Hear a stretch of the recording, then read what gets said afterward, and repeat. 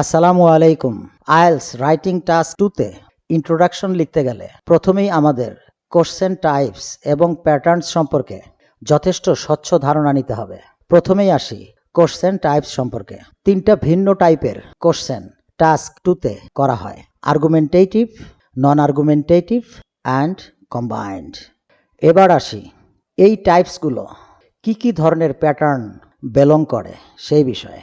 Argumentative type প্রায় 4 ধরনের মৌলিক প্যাটার্ন ফলো করে, যেমন to what extent, do you agree or disagree, discuss both the views and give your opinion, is it a negative or a positive development, do the advantages of X or something outweigh its disadvantages. Non argumentative অর্থাৎ narrative type যে pattern follow করে থাকে সেগুলো হলো problems and solutions, cause কিংবা reason and effects, advantages and disadvantages. Combine type যে প্যাটার্নটা follow করে তা হলো নন আর্গুমেন্টেটিভ এবং আর্গুমেন্টেটিভের কম্বিনেশন। চলুন প্রথমে আর্গুমেন্টেটিভ টাইপ নিয়ে কথা বলি। কেমব্রিজ 18 টেস্ট 3 তে এই টপিক নিয়ে লিখতে বলা হয়েছে: in many countries around the world rural people are moving to cities, so the population in the countryside is decreasing. Do you think this is a positive or a negative development? আমরা এই টপিকের effective introduction লিখব, তবে তার আগে rural living versus urban living এই theme নিয়ে argumentative type এর অন্যান্য টপিক এবং কোশ্চেন প্যাটার্নস একটু দেখে নেই। Many believe that living in a city offers greater benefits compared to living in the countryside. To what extent do you agree or disagree? Some people think that cities are the best places to live. Others prefer to live in rural areas. Discuss both the views and give your opinion. More and more people are migrating to cities from rural areas in search of a better life. Do the advantages of this development outweigh its disadvantages? এগুলো দেখানোর উদ্দেশ্য হচ্ছে writing task 2 এর argumentative টাইপে একই specific theme যেমন rural living versus urban living কিভাবে cover করে সে বিষয়ে, যাতে আমরা টপিক এবং বাকি প্যাটার্নসগুলো সম্পর্কে পুরোপুরি ধারণা পাই। এই একই থিম নিয়ে নন আর্গুমেন্টেটিভ টাইপের কোশ্চেন প্যাটার্ন গুলোরও দু একটা দেখে নেই।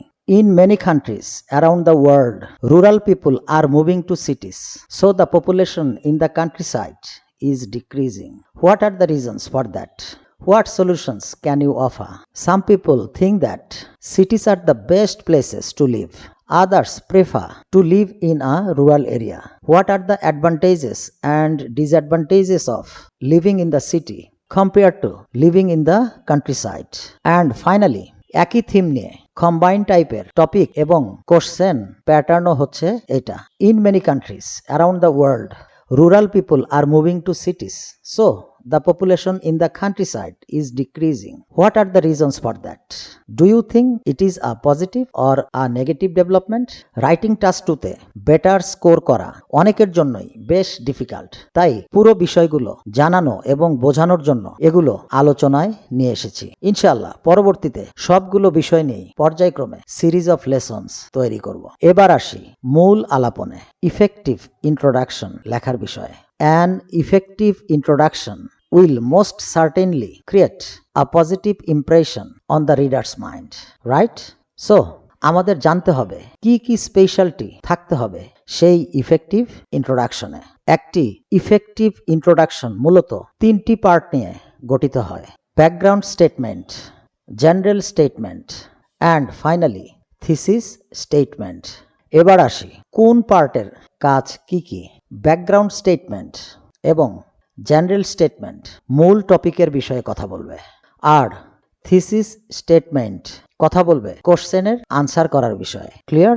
এখন যে গুরুত্বপূর্ণ কাজটা করতে হবে তা হলো পুরো টপিক খুব ভালোভাবে বুঝতে হবে, কারণ অনেক সময় একটু কঠিন এবং বেশ লম্বা টপিক ফাইনাল এক্সামে দিয়ে দেয়, রাইট? এবার আসি ব্যাকগ্রাউন্ড স্টেটমেন্টের বিষয়ে। এটার ফাংশন কি এবং কিভাবে সেটা লিখতে হবে। উপরের এই টপিকের সোশ্যাল বা ট্র্যাডিশনাল কিংবা হিস্ট্রিক্যাল কনটেক্সট থেকে আমাদের লব্ধ জ্ঞান বা ধারণা নিয়ে একটা সেন্টেন্স লিখতে হবে। আমাদের এই টপিকের মূল প্রতিপাদ্য বিষয় হচ্ছে rural living and urban living. So living place নিয়ে আমরা এভাবে লিখতে পারি, the living place is one of the most basic needs for people because it affects greatly in their lifestyle. খুবই সিম্পল কথাবার্তা, তারপরেও যারা বিগিনার কিংবা রাইটিং টাস্ক 2 নিয়ে স্ট্রাগল করছেন তাদের কাছে এটা ইনিশিয়ালি বার্ডেন মনে হতে পারে। সেক্ষেত্রে তাদের জন্য আপাতত ব্যাকগ্রাউন্ড স্টেটমেন্ট না লিখলেও চলবে। রাইটিং টাস্ক 2তে পজিশন একটু শক্ত হলে তখন ট্রাই করবেন। So it's optional for them. Clear? এবার আসি জেনারেল স্টেটমেন্টের বিষয়ে। জেনারেল স্টেটমেন্ট লিখতে গেলে আপনাকে বেশ কয়েকটি বিষয় মাথায় রেখে এগুতে হবে। পুরো টপিক সম্পর্কে একটি নিউট্রাল অর্থাৎ নিরপেক্ষ কথা লিখতে হবে প্যারাফ্রেজিং করে। প্যারাফ্রেজ করতে হলে কিওয়ার্ডসগুলোর সম্ভাব্য সিনোনিমস দিয়ে সেন্টেন্স স্ট্রাকচারে পরিবর্তন আনতে হবে। যদি টপিকের কিওয়ার্ডসের সিনোনিমস কিংবা সিনোনিমাস টার্ম ব্যবহার না করা যায় সেক্ষেত্রে টপিকের বিষয়বস্তু ঠিক রেখে অ্যাক্টিভ কিংবা প্যাসিভ ফর্মে সেন্টেন্স মেক করতে হবে। সেটাও ডিফিকাল্ট মনে হলে ওয়ার্ড অর্ডার চেঞ্জ করে কথাগুলো ঘুরিয়ে গ্রামার অ্যাকিউরেসি ঠিক রেখে একটা সেন্টেন্স মেক করতে হবে। ক্লিয়ার? এখন যে বিষয়টা খেয়াল রাখতে হবে, জেনারেল স্টেটমেন্ট কিন্তু অপশনাল না, এটা হচ্ছে ম্যান্ডেটরি। সো সবাইকেই লিখতে হবে। চলুন উপরের আমাদের টপিককে অনুধাবন করে জেনারেল স্টেটমেন্টটা লিখে ফেলি। Making the move of rural residents to urban centres is leading to a decline in the number of people living in countrysides. যাক, অনেকটাই বেটার স্ট্যান্ডার্ডের একটা জেনারেল স্টেটমেন্ট লেখা হয়ে গেল। এবার আসি থিসিস স্টেটমেন্টের বিষয়ে। এক কথায়, this statement is the most significant sentence of the whole essay. That's why এটাকে লেখার সময় খুবই গুরুত্ব দিয়ে আমলে নিতে হবে। Just because the examiner will ever keep his eagle eye on this statement. আরেকটা বিষয়, সেটা হচ্ছে আপনি থিসিস স্টেটমেন্টে ফর কিংবা এগনিস্ট যে পক্ষে বা যে ইস্যুতে আপনার অবস্থান নেবেন সেইটার ক্লিয়ার রিফ্লেকশন থাকবে body paragraph 1, 2, even 3তে।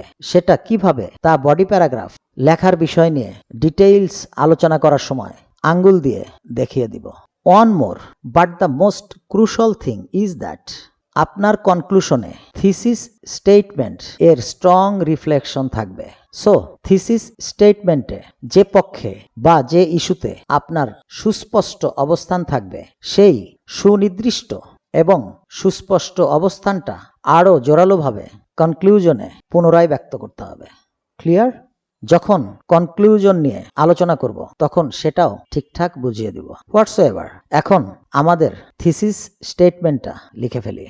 In my opinion, it is both an alarming and a negative phenomenon for human society as a whole. এখানে নেগেটিভ ডেভেলপমেন্টের পক্ষে সুস্পষ্ট অবস্থান তুলে ধরা হয়েছে। ক্লিয়ার? এবার 3টা পার্ট একত্র করলেই পেয়ে যাব আমাদের প্রত্যাশিত effective introduction. The living place is one of the most basic needs for people because it affects greatly in their lifestyle. Making the move of rural residents to urban centers is leading to a decline in the number of people living in countrysides. In my opinion, it is both an alarming and a negative phenomenon for human society as a whole. অনেকের কাছে পুরো ইন্ট্রোডাকশনটা একটু বড় মনে হতে পারে, আবার আপনার কাছে যদি ব্যাকগ্রাউন্ড স্টেটমেন্ট বার্ডেন মনে হয় সেক্ষেত্রে ওইটুকু বাদ দিয়ে দিলে বাকিটা নিয়ে যে ইন্ট্রোডাকশন সেইটা neither too short nor too long, এই টাইপের একটা ইন্ট্রোডাকশন হবে। Hope this is now much more clear to you. আরও কিছু বিষয় রয়ে গেছে, যেমন নন আর্গুমেন্টেটিভ এবং কম্বাইন টাইপে ব্যাকগ্রাউন্ড স্টেটমেন্ট এবং জেনারেল স্টেটমেন্ট আর্গুমেন্টেটিভ টাইপের মতোই থাকবে, তবে চেঞ্জ আসবে থিসিস স্টেটমেন্ট লেখার ক্ষেত্রে। সো থিসিস স্টেটমেন্ট নিয়ে প্রথমেই আসি নন আর্গুমেন্টেটিভের ব্যাপারে। এক্ষেত্রে এখানে কোনো পক্ষ কিংবা বিপক্ষ নাই। সো কোনো অপিনিয়ন প্লেস করতে হবে না, সরাসরি দুইটা কোশ্চেনের আনসার লিখতে হবে, আর সেই দুটো আনসার একত্র করে লিখলেই হবে। এখন এই দুটো কোশ্চেন্সের দিকে একটু কেয়ারফুলি খেয়াল করুন। What are the reasons for that? What solutions can you offer? চলুন লিখে ফেলি। দেয়ার আর couple of valid reasons that works behind this, and also I can suggest few alternatives to tackle the issue. Finally, combined type এর ক্ষেত্রে thesis statement কিভাবে লিখতে হবে এখন আসি সেই বিষয়ে। এখানে দুটো কোশ্চেন্স আছে। What are the reasons for that? Do you think it is a positive or a negative development? একটু কেয়ারফুলি খেয়াল করুন। প্রথম কোশ্চেনটা হচ্ছে নন আর্গুমেন্টেটিভ, আর দ্বিতীয় কোশ্চেনটা হলো আর্গুমেন্টেটিভের প্যাটার্ন। সো এই দুটোকে কম্বাইন করে থিসিস স্টেটমেন্ট লিখতে হবে। চলুন সেটাও লিখে ফেলি। There are few valid reasons that works behind this, and also I personally believe it is a negative phenomenon for the human society as a whole. So background statement, general statement এবং thesis statement লেখার এই স্ট্র্যাটেজিগুলো follow করে task 2 এর different টপিকসে বারবার practice করলেই effective introduction লেখা আপনার আয়ত্তে চলে আসবে, এবং সেদিন খুব বেশি দূরে নয় যেদিন কনফিডেন্টলি অ্যান্ড স্কিলফুলি যে কোনো টপিকের, যে কোনো টাইপের এবং যে কোনো কোশ্চেন প্যাটার্নের ইফেক্টিভ ইন্ট্রোডাকশন লিখতে পারবেন। Best of luck. Hope this video has helped manage you how to write an effective introduction, right? So do like please. Thousands of IELTS candidates can get help from you if you share this video with some of them around you. Subscribe my channel please if you didn't do that yet. As a dedicated teacher, I wholeheartedly deserve it from you. But if you already have ever done this, that's very kind of you.